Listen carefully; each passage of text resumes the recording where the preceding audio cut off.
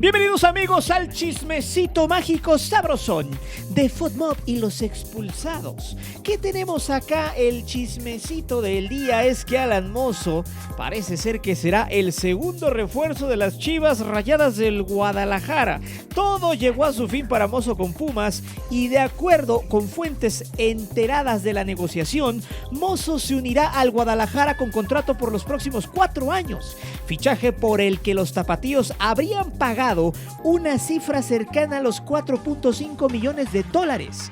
La contratación de Mozo, que será anunciada hasta que se finiquiten los últimos detalles, se sumará a la de Rubén El Oso González, procedente del Necaxa, quien se encuentra resolviendo el tema salarial para que también pueda ser oficializado por el conjunto rojiblanco.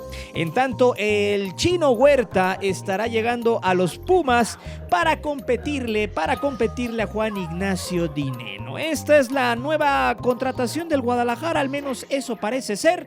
Yo te pregunto, ¿realmente Mozo es jugador para el Guadalajara? Déjame saber tus comentarios aquí abajo. Y yo mientras te digo que si quieres saber todo el chismecito mágico de FODMOB y los expulsados, lo único que tienes que hacer es ir aquí abajo, darle clic al link y descargar la aplicación porque es totalmente gratis, ya que a la gorra no hay quien le corra. Saludos y besos en el productor de hemorroides para Luis Nine 19 hasta Ramos Arizpe, Coahuila, Pablo Melena hasta Urequío, Michoacán, Osvaldo García hasta el lago de Texcoco, Pablo Hernández, Luis Enrique hasta Marabatío, Michoacán, Andrés Rueda, Chris de One Pro y al buen Bazooka, que nos deja siempre su quincena. A todos ustedes y a toda la banda expulsada con este video. Ahí les va, tremendo pepinón a los aplaudidores, muerdealmohadas, paleros de la selección. Poco a poco, a través del tiempo, la selección mexicana ha ido pasando a ciertos niveles de interés, considerando que en sus inicios la gallardía, el amor al fútbol, el pundonor y sobre todo el nacionalismo era lo que movía a los seleccionados mexicanos. No había más que las ganas de triunfar y sobre todo de representar al país dignamente. Desde travesías en barco, epopeyas que empezaban en los viajes a ultramar y donde no solo se ponía en juego el orgullo, sino también la vida. No obstante, al paso de los años, el fútbol se fue industrializando, fue ganando territorio gracias a la pasión y en México los negocios pasaron de ser simples negocios locales a tener un carácter internacional empresarial dantesco, a tal grado de que la propia selección mexicana fue dejando de ser mexicana. La pregunta es, ¿cómo sucedió esto? Muy sencillo, diversas empresas del medio y también la Federación Mexicana de Fútbol se dieron cuenta que la selección es un producto sin igual, diferente a otras naciones en el mundo, porque goza el poder de tener presencia en 2 países de Norteamérica, ajenos al propio, Estados Unidos y Canadá, siendo los Estados Unidos donde se concentran alrededor de 36 millones de mexicanos en diversas ciudades del sur del país y de la zona norte. Este universo es tan amplio que la mayoría de mexicanos que están allá tienen cierto apego a todo lo que sea mexicano, porque de alguna manera sienten la ansiedad de tener un pedacito de su país en esos territorios, siendo la selección mexicana uno de sus grandes tesoros, la cual van a proteger y admirar como si fuera su misma patria. Para dimensionar esto, basta solo ver los números. Según una publicación de la BBC de Londres, de una población de casi 57 millones de latinos que hay en Estados Unidos, el 63% de ellos son mexicanos, o sea, los 36 millones antes mencionados. Ese número basta y suficiente para migrar un producto altamente cuestionable en México, pero a diferencia de acá, allá, estos están sumamente sobrevalorados. Además de que en los últimos años la marca ha sido explotada en aquel país de manera exponencial. La selección mexicana ha dejado de ser de México por negocio, porque allá se paga mejor un boleto. Allá sí se tiene arraigo, allá la gente no cuestiona como acá, allá el negocio fluye, porque los patrocinadores pagan en dólares. Allá se llenan los estadios, allá se tiene un producto altamente rentable y sobre todo con miras a venderse al doble o al triple de cara al Mundial Tripartito del 2026. No importa que muchos de los encuentros que se jueguen en esos lares sean solo basura, intrascendentes y de trámite. La idea de que México juegue más del 80% de sus partidos en ese país tiene muchas respuestas, pero solo hay una que es el común denominador en todos los contextos. Ya la selección mexicana vende más y deja ganancias millonarias sin un solo cuestionamiento. Prepárate, porque hoy no solo platicaremos y mostraremos el oscuro panorama que le depara al Tri, ni tampoco de su renovación con la empresa Zoom hasta el 2028 para seguir jugando los famosos partidos moleros en Estados Unidos, sino cómo, a pesar de eso, un amplio sector de aquel país sigue creyendo en ellos, en su sistema, en lo que venden, olvidándose por completo que las formas que actualmente tiene la selección para llamar a sus futbolistas nada tiene que ver con el fútbol.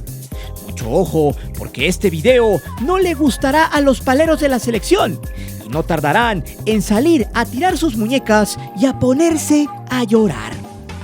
Es por eso que hoy te presento cuando la selección mexicana dejó de ser mexicana.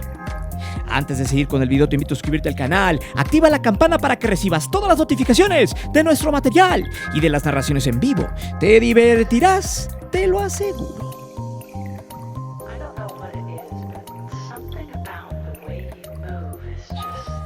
Para empezar, y en su bonita sección de cosas que nadie pidió, pero que a varios les duele cuando se habla de esto, es sobre que la Federación Mexicana de Fútbol anunció la renovación del contrato con la empresa Zoom, que significa Soccer United Marketing, para seguir llevando al país de las barras y las estrellas los partidos del tricolor.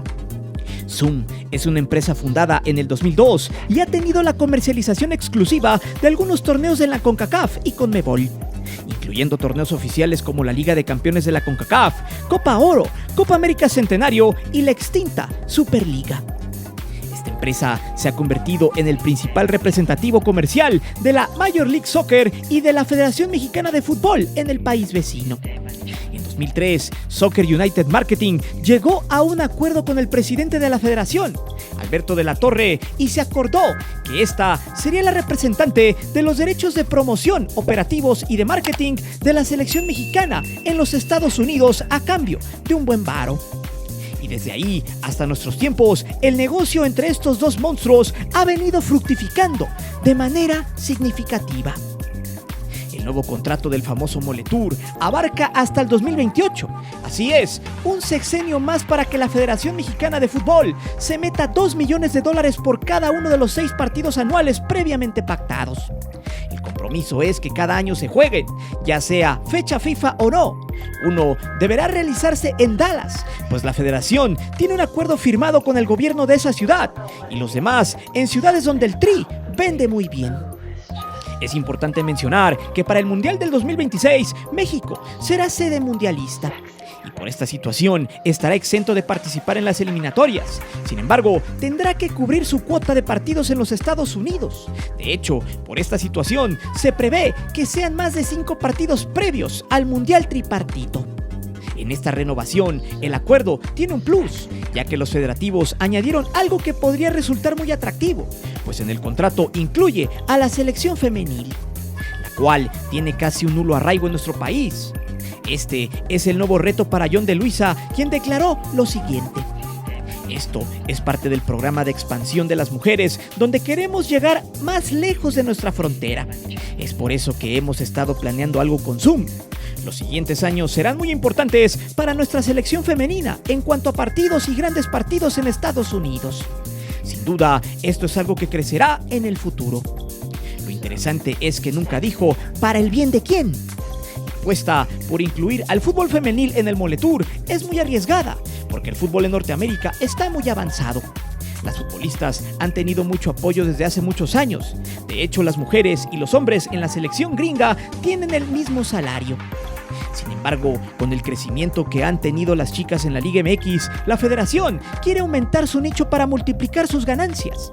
Porque no engañan a nadie, a ellos no les importa el nivel de las futbolistas, mucho menos sus condiciones económicas. Lo que siempre les ha importado es exprimir a la gallina de los huevos de oro hasta donde se pueda. Un dato muy interesante que se reveló es que el combinado nacional es la máxima atracción de fútbol en el país de las barras y las estrellas. La federación reveló que el Tri cuenta con 60 millones de fans del otro lado de la frontera. Ojo con esto, más de la población mexicana en aquellos lares. Y sus giras anuales han atraído a 4.4 millones de fans a 98 partidos desde el 2003. Es por esto que los moleros han resultado ser uno de los mayores ingresos de la selección, un negocio redondo y tan gigante que Zoom gana, la federación gana y la afición gringa se siente más mexicana por una noche. Lo último que señaló John de Luisa fue lo siguiente: tener esta oportunidad de extender el contrato sabiendo que ese dinero le llegará a la Federación Mexicana en los próximos años nos permite plantear y programar muchos proyectos a la parte deportiva, tanto masculina como femenina, y en la parte juvenil a lo largo de todo el país, dijo John de Luisa, presidente de la Federación Mexicana de Fútbol, a Los Angeles Times. También agregó: es realmente importante jugar en los Estados Unidos contra grandes rivales, estar en contacto con nuestra base de fanáticos en Estados Unidos, pero también tener esos ingresos. Una vez más, la federación pretende tomarnos el pelo, porque no hay forma en la que México se vea beneficiado a nivel deportivo con ese tipo de compromisos. De hecho, algunos seleccionados han pedido no ser convocados a los mismos. Los entrenadores se manifiestan en contra de los partidos moleros. Pero a todo esto, ¿qué significa un partido molero? La respuesta merece una más amplia en el siguiente capítulo.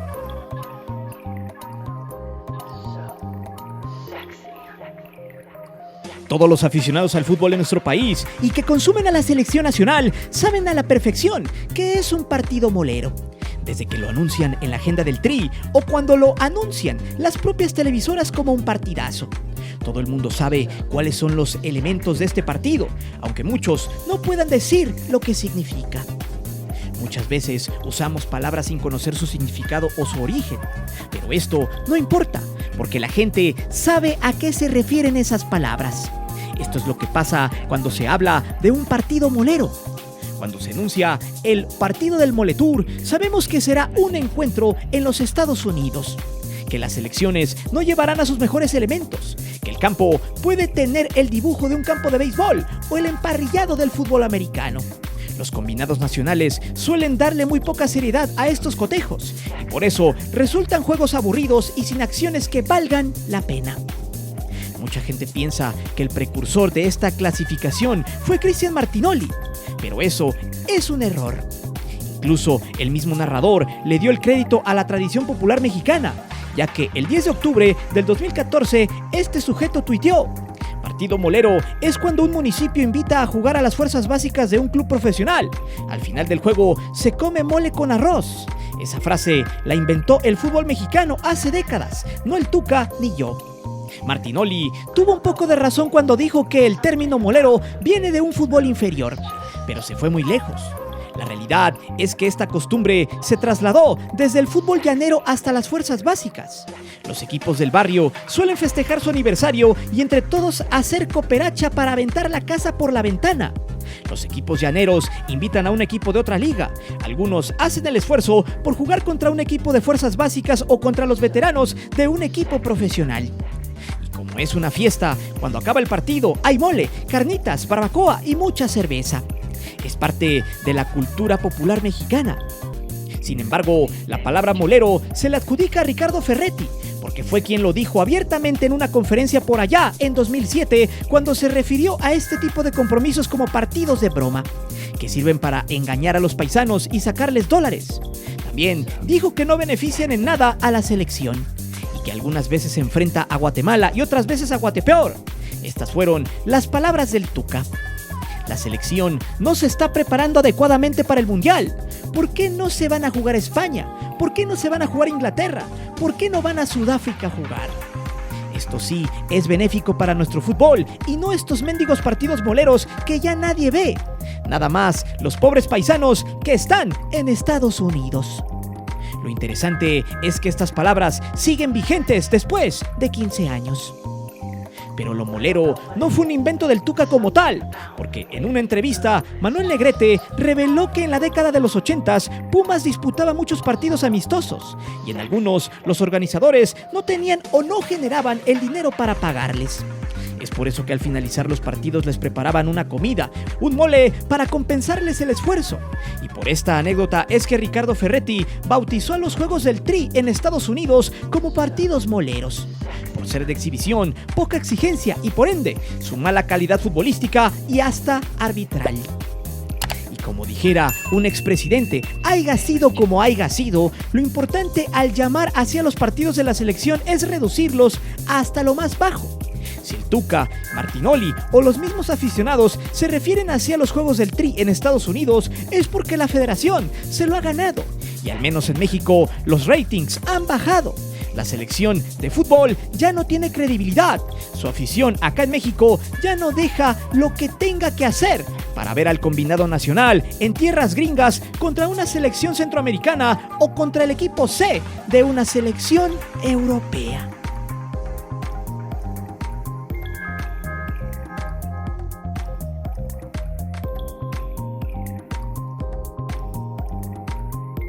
Bien, como ya sabemos de qué lado masca la iguana, vayamos a ver el ejemplo de los ingresos netos que deja este negocio redondo que sigue explotando al paisa creyente que la selección mexicana es mexicana. Apenas en el 2019, solo por 2 partidos y antes de la pandemia, México juntó la increíble cantidad de $10.4 millones. En su juego contra Chile en San Diego, recaudó 3.8 millones, mientras que en Santa Clara ante Paraguay se llevó la módica cantidad de 6.6 millones de verdes. Una cantidad estratosférica solo por 2 partidos. De esos 10.4 melones, la Federación Mexicana de Fútbol se quedó con 4 millones totales por el contrato con su susodicha empresa Zoom, por lo que este negocio de marketing se llevó una bolsa de 6.4 millones de verdes. Aún así, las ganancias son muy buenas y, como lo dijimos hace algunos minutos atrás, en este baile todos ganan.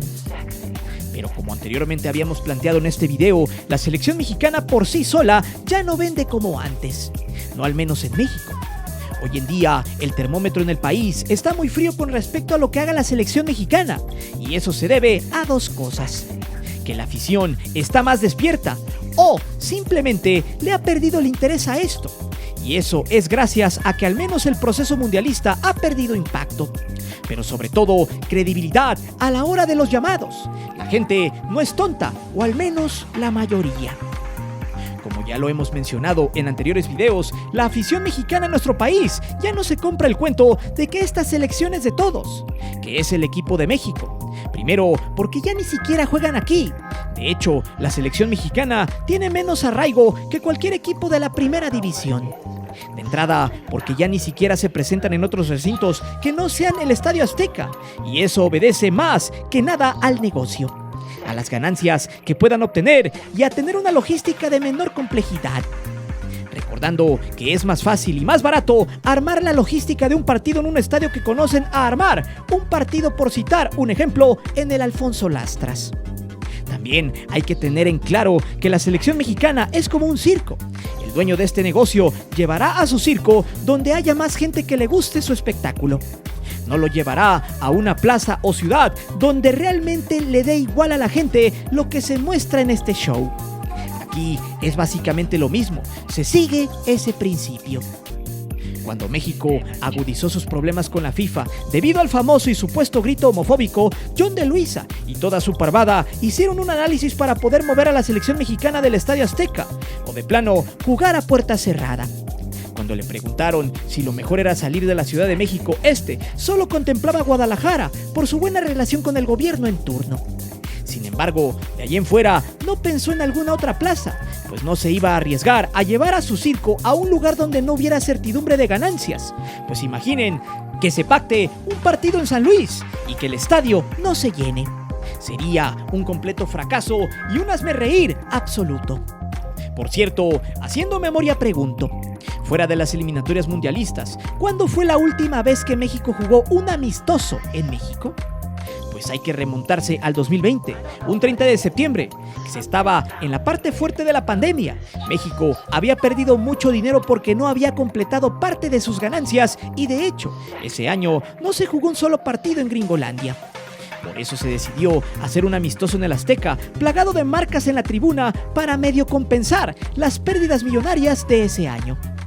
Sin embargo, si nos vamos más atrás, en un juego que el Tri haya disputado en México con gente y por querer fortalecer el arraigo en su país, tendríamos que irnos hasta casi 3 años atrás, en octubre del 2019, México jugaba contra Trinidad y Tobago en Toluca, y a pesar de la victoria y con puro jugador local, la asistencia en el Nemesio 10 fue paupérrima.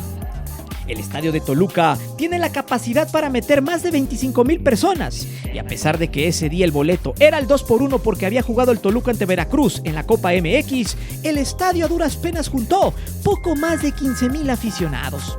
Por eso, para la Federación Mexicana ya no es negocio en lo absoluto jugar en México. Como dato, un año antes, en 2018, el Tri jugó 2 amistosos en el segundo semestre de ese año. Uno en Querétaro, donde hubo un sobrecupo, más de 33,000 aficionados. Sin embargo, en ese año, el Chucky Lozano era el máximo exponente del fútbol de México, por lo que arrastró un enorme número de seguidores. No obstante, en el juego disputado ante Costa Rica en San Nicolás de los Garza, el Tri no llenó. Durante todo el partido se mostraron espacios vacíos en diversas zonas de la cancha, siendo la parte más alta la más afectada, sin ventas. El estadio tiene una capacidad de 42,000 aficionados y en ese juego el número osciló entre los 28,000 y los 32,000 espectadores. Por si fuera poco, en la última Copa Oro, para ser exactos, el verano del 2021, México registró su peor número de audiencia en Estados Unidos. En el juego ante Guatemala, el Tri solo metió 15,000 espectadores al estadio, siendo una de las peores presentaciones en la ciudad de Dallas, cuando siempre han metido o han promediado desde los años 70 los casi 55,000 espectadores en ese lugar. Al saber esto, la federación pegó el grito en el cielo y así decidieron cambiar algunos aspectos de marketing. También hay que apuntar que México ya ni siquiera juega de verde por el patrocinio que tiene con la empresa deportiva de las 3 barras. Sin embargo, hay un argumento un tanto estúpido por el cual ya no es el verde su playera principal. Pues supuestamente en Italia habían prohibido jugar a los equipos de verde porque no había contraste en la cancha. Ese mismo argumento lo replicaron y dijeron que la empresa que les maquila las playeras había pagado para que el jersey negro fuera la principal, y así apegarse al argumento de los italianos, algo que sin duda le ha dado una pérdida de identidad importante.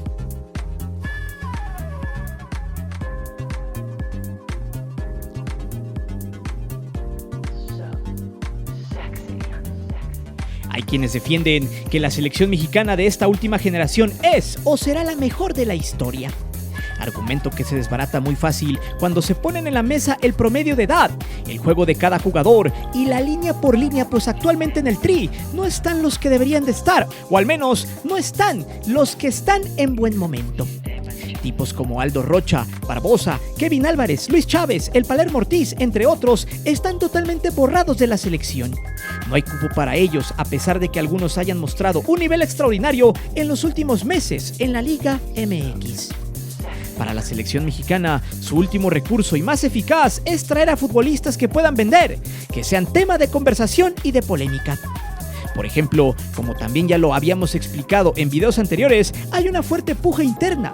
2 de 3 patrocinadores pesados, uno de ellos el de telefonía y el banco de color rojo, quien ya tiene al Guapo Herrera haciendo comerciales, están pujando para que el Tata Martino pueda perdonar a Javier el Chicharito Hernández y este pueda ir al siguiente mundial. De hecho, el mismo jugador ya ha dicho que ha habido algún acercamiento y de alguna manera habrá una charla frente a frente para limar asperezas y plantear un proyecto express para que el delantero mexicano pueda tener un hipotético regreso. Por lo pronto, ya hubo una llamada y Javier le ofreció las disculpas pertinentes al técnico. En nuestras investigaciones hablamos sobre esa posibilidad, que estaba muy latente, ya que el Chicharito al ir a Qatar despertaría el morbo, la nostalgia y sobre todo dispararía las ventas de la selección y patrocinadores. A eso, de nueva cuenta, diversos medios han ido rápidamente a hacerle una campaña digna de posicionamiento político al jugador mexicano que actualmente milita en la MLS con el Galaxy. Pues ahora abogan que el nivel que hay en Gringolandia está a la par de la Liga MX o quizá incluso ya está rebasada, por lo que llevar a Javier al Mundial sería un atino del Tata, del jugador y de los directivos. Que está en su mejor momento y sobre todo está maduro, abogan sus paleros. Ante la falta de gol en la selección y de la decadencia de Raúl Jiménez por la lesión, la ineficacia y la tronquez de Funes Mori o inexistencia de Henry Martín, es inaudito que no se haya llevado el proceso de un buen delantero joven para suplir a los que están por la calle de la amargura, una especie de botón de emergencia. No obstante, hoy por hoy, la venta de espejismos, de jugadores en el ocaso de su carrera que viven del recuerdo y del nombre, de tipos que solo tienen cara para la cámara pero no calidad en la cancha, son los principales fundamentos para estar en la selección mexicana. Y gracias a esos filtros, muchos aficionados le han perdido el interés a una selección mexicana que es todo menos de los mexicanos. Pero dime, en este año mundialista, ¿te llamará la atención ver a la selección mexicana? ¿Crees que los partidos en Estados Unidos sirvan de algo bueno en años venideros? ¿Qué harías tú si fueras el Tata Martino? Déjame saber tus respuestas aquí abajo. Recuerda que aquí leemos siempre los comentarios y no olvides de suscribirte al canal y de activar la campana de notificaciones. Mi nombre es Guillermo Antonio. Nos vemos hasta la próxima.